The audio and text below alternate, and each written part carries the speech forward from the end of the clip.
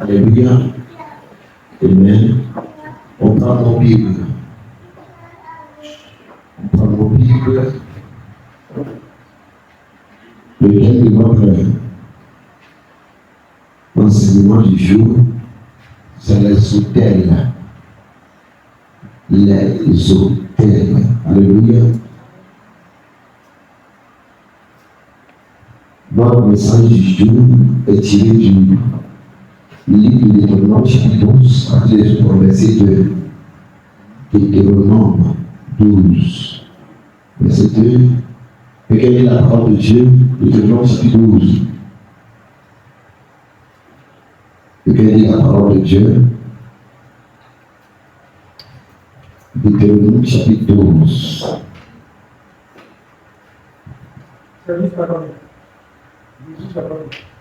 Le verset 2, verset 3. Deutéronome chapitre 12.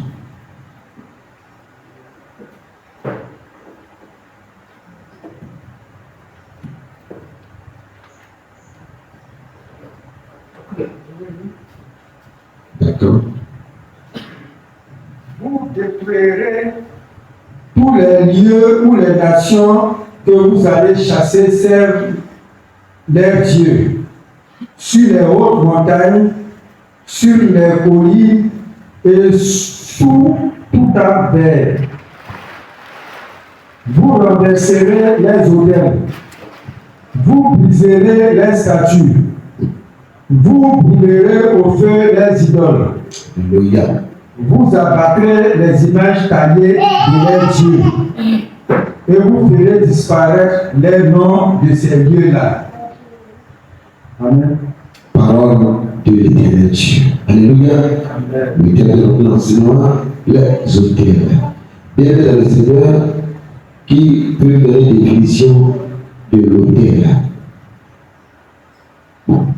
Avant la définition, selon toi et moi, il y a combien de types d'autels? Selon la Bible. Alléluia. Et après, là, nous allons voir la définition de l'autel. Il y a combien de types d'autels? Il y a combien de types d'autels? Alléluia. Il y a combien de types d'autels? Il y a deux types d'autels. Il y a l'autel du mal et l'autel du bien. Amen. Il y a l'autel du mal et l'autel du bien. Et qui peut donner une petite définition du mot autel. Autel, selon la Bible, oui. Bon, je crois qu'un autel, c'est un lieu de rencontre entre l'homme et le divin.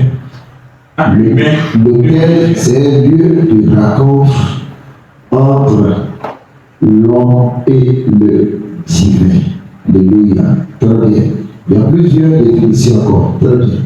L'autel, c'est un lieu de rencontre entre le monde visible et le monde invisible. Il y a encore autre définition. L'autel. Qu'est-ce que l'autel? Alléluia. On ne dit pas qu'est-ce que l'autel qui est encore. Qu'est-ce que l'autel? Dès lors qu'il a dit que l'autel, c'est un lieu de rencontre entre l'homme et le divin, entre l'homme et le monde spirituel, ça va ouvrir les yeux, mais ça va ouvrir l'esprit de beaucoup de personnes pour comprendre que l'autel, c'est un lieu de rencontre, c'est un lieu d'adoration, c'est un lieu de dimension, incarnation. D'autres disent, l'autel, c'est un lieu d'abattage, où on abat les animaux, etc., etc. Alléluia. Alléluia. Oui, parce qu'il y a deux, il y a deux types d'autels. Il y a l'autel qui est dédié à l'Éternel Dieu et il y a l'autel qui est dédié au diable. Alléluia. Donc, dans les deux cas, un autel, c'est un lieu de rencontre entre le monde physique et le monde invisible. Alléluia. Ici, selon la Bible dit un autel, c'est un lieu consacré à Dieu. soit Dieu, grand D comme le petit D. Alléluia. C'est un lieu consacré à Dieu où l'on prie. Les ceux du monde aussi prient. Quand ils rentrent dans leur pouvoir, aller faire les incantations, c'est une manière de prier. Amen. Donc, lequel c'est un lieu de rencontre, c'est un lieu consacré à Dieu où l'on prie. C'est un lieu où on adore, où on offre à Dieu. Alléluia. Voilà, c'est un lieu d'offrande. Alléluia. On peut le dire que l'autel, c'est quelque chose qui représente une relation entre l'homme et son Dieu. Alléluia. Vous ne pouvez pas, surtout nous les chrétiens, quand on vient en Christ, quand on ne prend pas le temps pour pouvoir briser les liens des autels maléfiques, peu importe le temps qu'on fait dans la chrétienté, ces liens continuent de nous réclamer toujours. Ces autels continuent de nous réclamer. Donc, on nous dit ici que l'autel, c'est une relation entre l'homme et son Dieu. La personne est liée par cet autel. Alléluia. La raison pour laquelle, souvent, quand vous dormez, vous vous retrouvez dans vos lieux de naissance. Parce qu'il y a un autel de famille, de réclamation. Comme vous le dites souvent, il y a les autels de réclamation. Oui, ce sont les autels de réclamation qui réclament la personne. Tu es chrétien, mais chaque fois que tu dors dans la nuit, tu te retrouves dans ton lieu de naissance. Ou dans un endroit où tu as grandi. Tu dois comprendre qu'il y a un autel de réclamation qui réclame ta tête. Peu importe ton rang dans la société, si tu ne te plais pas, cet autel-là, ça va te ramener à la nuée. Donc, la Bible dit, l'autel représente la relation avec Dieu. Soit nous, notre Dieu, qui est Jésus-Christ, soit avec les autres qui le servent, qui servent le fort du mal, le diable. Alléluia. Oui, la Bible définit aussi encore que l'autel, c'est une connexion. Alléluia. Souvent, vous dites que je me connecte. Je me connecte à ton onction. Je me connecte à ta grâce. Je me connecte à tes bénédictions. La Bible nous révèle ici que l'autel, c'est une connexion avec Dieu. C'est-à-dire, au travers d'un autel plutôt, tu es en contact direct avec le Dieu. Amen. Mais quand nous, les chrétiens aujourd'hui, nous, notre autel, ce sont les autels spirituels. Alléluia. Ton corps peut être un autel à l'éternel Dieu. Tu dois apprendre cela. Tu dois apprendre ce que ton corps devient un autel vivant pour l'éternel Dieu. On va parler de ça après. Parce qu'un chrétien dont ton corps n'est pas un autel pour l'éternel Dieu, bien que ce soit difficile pour toi pour pouvoir remporter le combat, mais la bataille. Donc la Bible nous révèle que l'autel, c'est une connexion entre toi et ton Dieu. Alléluia.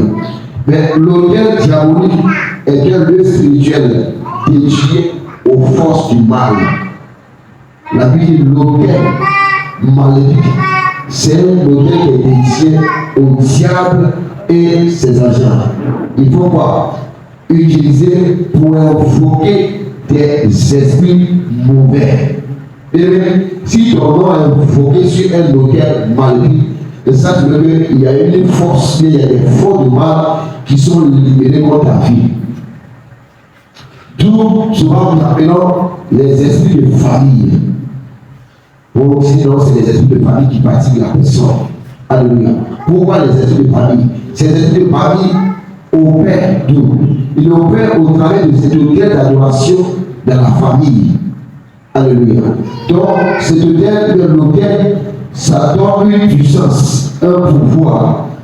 Alléluia. L'autel donne une autorité à ces esprits maléfiques de combattre chaque personne dans la famille. Amen. La Bible nous dit, l'autel diabolique, c'est un lieu qui est dédié aux forces du mal, où on invoque les mauvais esprits. Tout comme nous aussi, quand on est dans la maison de Dieu, on invoque le Saint-Esprit. L'autre côté, c'est le contraire. Eux, ils invoquent les forces du mal. La raison pour laquelle je disais tout à l'heure que si quelqu'un a invoqué ton nom au nom de l'autel, sache qu'il y a les forces du mal, ou bien il y a les esprits maléfiques qui sont déchaînés contre ta vie. Alléluia. Oui, la Bible révèle ici encore que les autels, c'est des lieux de sacrifice. Alléluia. Ce sont des autels qui exercent une influence négative sur des vies, des âmes, des personnes, sur des familles, des nations. Alléluia. Oui. Chaque nation a son autel. Amen. Bon, maintenant, ici, il y a des autels. Qu'on dit autel de nation. Alléluia. Dans chaque famille, il y a les autels. Dans chaque ville, il y a les autels qui gouvernent la ville. Dans chaque village, chaque famille, il y a les autels qui gouvernent la famille, le canton, la préfecture, etc. Alléluia. Et la Bible révèle que l'autel maléfique, c'est l'autel de servitude. Quand la Bible parle de servitude, la Bible parle de la souffrance. L'autel maléfique, c'est un autel de souffrance. Si aujourd'hui nous les chrétiens, nous passons les moments difficiles, tu dois comprendre qu'il y a un autel de famille qui regarde ta vie dans les cieux. Ou bien tu es sous l'emprise d'un autel de sorcellerie, soit au niveau de ta famille, soit dans toi-même tes relations, etc. Peut-être que toi-même, tu allais tisser une alliance avec un autel de marabout, de péticheurs. Quand on passe sur les péticheurs et les marabouts, pour aller faire les sacrifices, tout ce qu'on reçoit, c'est des autels. Même si c'est un seul parfum qu'on t'a donné, il faut savoir que c'est un autel qui t'a donné comme ça. Et ce parfum est accompagné d'un pouvoir, d'un esprit maléfique. Et ces esprits vont contrôler ta vie. Alléluia. Et bien, j'espère que je vais faire comprendre. La Bible dit que l'autel maléfique, c'est un autel de maladie. Quand la Bible parle de la servitude, la Bible parle de la maladie. La Bible parle de la souffrance. Alléluia. On appelle les délivrances ici où les esprits ont confessé que la famille, il y a un autel qui est bâti dans la famille. Et cet autel s'appelle quoi? C'est un autel de maladie. Donc dans la famille, les gens meurent par le cancer chaque année. Personne dans le droit d'atteindre cela dans la famille. Personne dans le droit. Parce qu'il y a un autel de mort qui est parti dans la famille. Et ce peut-être, avant de tuer les gens, ça passe par la maladie. Et c'est des maladies graves, le cancer, soit l'AVC ou BSC, etc. Alléluia. Donc, dans chaque famille, il y a des autels de servitude, l'autel de maladie, l'autel de souffrance, la pauvreté. Souvent, quand vous dormez, vous voyez cette image de cette personne de famille qui vous apparaît dans le songe. Alléluia. Tu dois comprendre que l'image de la personne apparue, pourquoi? Parce qu'il y a un autel qui utilise la famille, qui contrôle la famille. Et il y a des agents de la famille aussi qui travaillent pour ramener les gens en arrière. Quand vous faites vos songes, prenez les songes au sérieux. Si tu ne comprends pas, tu es un guide spirituel, tu peux lui l'expliquer, l'appeler pour l'expliquer. Voici quels songes que tu as fait en lui. Qu'est-ce que cela veut dire? Alléluia. Donc, quand la Bible parle de l'autel de la servitude, qui est l'autel diabolique, la Bible parle de la pauvreté. Alléluia. La Bible parle de la pauvreté. Moi, à l'époque, je me rappelle, et le Seigneur m'avait arrivé dans le moment de jeûne et prière, il dit, fils, tu es mon serviteur. Mais pourquoi tu puisses sortir des autels de famille? D'abord, dans ta famille, il y a les autels de malédiction, de pauvreté et de la mort qui règnent. Quand nous parlons des hôtels de Satan, tu dois comprendre que c'est la malédiction de pauvreté, la maladie, la mort, la misère, l'échec, la souffrance. En un mot, tout ce qu'on vit aujourd'hui, et aujourd'hui on voit que notre vie est en retard. Alléluia, tout ce qui est négatif. Et j'ai dit à Dieu, Seigneur, comment nous allons faire pour pouvoir briser et renverser cette alliance maléfique au travers de ces hôtels? C'est avec beaucoup de moments de prière, de combat spirituel. Et ce n'est pas arrêté là. Le Seigneur m'a dit, il faut que tu dois qu'il y a eu une alliance avec l'Éternel Dieu. Après l'alliance, il y a plusieurs années, il n'y a pas eu l'alliance avec l'Éternel Dieu. Après l'alliance, qu'est-ce que tu dois faire? Les chrétiens, tu dois tomber les secours. Tout dans le mot, ça doit être ton partage tous les jours. Quand je parle de le mot, je parle de temps. Après le temps, il ne faut pas jamais négliger tes dits dans la maison de l'Éternel Dieu. Si tu veux briser le signe de la pauvreté, l'autel de pauvreté qui vient dans la maison de ton père, tu veux devenir riche de ta famille, tu dois apprendre à faire des secondes. Prenez des choses d'abord. Parce que dans le livre de Prophète Samuel, verset 17, la Bible dit, celui qui donne aux orphelins, aux veuves, aux démunis, prête à l'Éternel Dieu. J'ai peur de faire comprendre. La Bible dit, celui qui donne aux nécessiteux, prête à l'Éternel Dieu. Elle dit, tout ce que tu donnes à quelqu'un qui est dans le besoin, il ne faut pas regarder la personne. Elle regarde ce que tu vas faire pour toi. Donc tu dois continuer tout à fait le bien. Si une fois, tu as envie de donner, de venir au secours de Dieu, d'un frère, tu dis, sache que c'est un moment que tu as fait. Le Seigneur va se servir de ce moment pour pouvoir t'ouvrir une porte de grâce à quelque part. Alléluia. Les aumônes, et ne manquez pas vos dîmes dans la maison de l'Éternel Dieu. La Bible va dans le livre de Malachie, chapitre 3. Il dit, apportez vos dîmes dans la maison du trésor pour qu'il y ait de la nourriture d'abondance. Et mettez-moi de la sorte à l'épreuve. J'ai vu une manière de mettre Dieu à l'épreuve. Donc les dixièmes que vous enlevez sur vos revenus, c'est comme si vous enlevez la malédiction, la servitude, l'échec, la pauvreté, la souffrance. Tout ce qui est maléfique, vous enlevez au travers de ces dixièmes et vous déposez dans la maison de l'Éternel Dieu. C'est une manière de racheter. Alléluia. Briser le cycle de la malédiction dans vos vies. Ne brisez pas seulement les autels avec beaucoup de la prière. Et après, maintenant, tout ce que vous gagnez, vous mettez dans vos poches. Et dans le Seigneur, les autels vont continuer à aller à ta faveur. Si tu veux vous jeûner 100 jours, je parle de ce que le Seigneur m'a révélé. Si tu veux renverser définitivement les autels, être béni à tes certains niveaux dans la vie, tu dois apprendre à semer. Toi, ta vie, là, ça doit être une vie de dons. Alléluia. Il y a des gens qui disent qu'ils sont appelés dans le ministère de la charité. Tout le monde est appelé dans le ministère de la charité. Tout le monde. Mais si tu ne fais pas du bien à ton prochain, qui va venir faire le bien? Tout le monde est appelé à faire du bien. Alléluia. Donc si tu veux renverser et détruire définitivement le pouvoir des autels de la pauvreté dans la maison de ton père, commence à apprendre à semer. Allez bénir les orphelins, allez bénir les prisonniers, allez bénir les enfants de rue. Et tu vas voir que beaucoup de choses vont changer dans tes finances. Alléluia. Amen. Amen. Est-ce que tu me fais comprendre? Amen. Ça vous détend. Amen. Ça vous détend. Parce que les chrétiens ne vont pas comprendre leur part de l'argent. Alléluia. En respect, bien le Seigneur, l'autel maléfique, c'est un autel qui détruit la vie des enfants de Dieu. C'est un autel qui ramène les chrétiens en arrière. Mais l'autel divin, c'est un autel qui nous apporte la grâce. Après des choses que tu dois comprendre. Un chrétien qui est un autel comme alliance avec l'Éternel Dieu, c'est celui qui apporte la grâce dans sa vie. J'ai donné l'enseignement tout le monde. Je disais à ceux qui étaient là que tous les chrétiens, tous les jours, chaque jour que tu te réveilles, tu dois réclamer la grâce du jour. Parce que chaque jour, avec sa grâce, la grâce d'aujourd'hui ne sera pas la grâce de demain. La grâce de demain ne sera pas la grâce d'après-demain.